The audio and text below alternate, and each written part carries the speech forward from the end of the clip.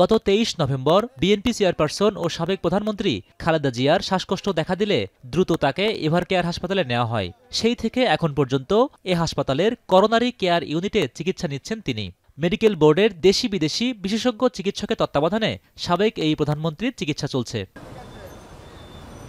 সোমবার বিকেল ৩:৩০টার দিকে রাজধানীর এভারকেয়ার হাসপাতালে তার চিকিৎসায় গঠিত মেডিকেল বোর্ডের সাথে যোগ দেয় চীন থেকে আসা ৫ সদস্যের বিশেষজ্ঞ চিকিৎসক দল। এদিন দলীয় নির্দেশনা মেনে এভারকেয়ার হাসপাতালের সামনে ভিড় করা কমিয়েছেন বিএনপি নেতাকর্মীরা।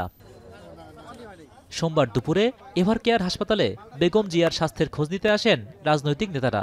বেগম জিয়ার স্বাস্থ্যগত সংকট উত্তরণে দোয়ার আহ্বান তাদের। দোয়া চাওয়া ছাড়া আর কিছু বলার নেই।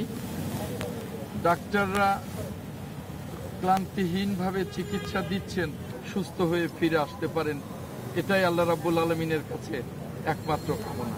সবাই আমরা মনে করি যে সারা দেশবাসী তার জন্য দোয়া করা দরকার, আর দোয়া করছেন, এবং আশা করি দেশের মানুষের ভালোবাসায়, দোয়ায় এবং চিকিৎসকদের অবশ্যই সার্বক্ষণিক যে চিকিৎসা চলছে তিনি সুস্থ হয়ে আবার ফিরবেন। এদিকে বিকেলে গণমাধ্যমে পাঠানো বার্তায় বিএনপি মহাসচিব মির্জা ফখরুল ইসলাম আলমগীর এবং জ্যেষ্ঠ যুগ্ম মহাসচিব রুহুল কবির রিজভী জানান, বেগম খালেদা জিয়ার অবস্থা স্থিতিশীল। চিকিৎসকদের নিবিড় পর্যবেক্ষণে তার চিকিৎসা চলছে। বেগম জিয়া এখনও গুরুতর অসুস্থ হলেও গতকাল বা পরশু তিনি যে অবস্থায় ছিলেন আজও একই অবস্থায় আছেন বলে জানান তারা। হোসেন জাহিদ, এখন, ঢাকা।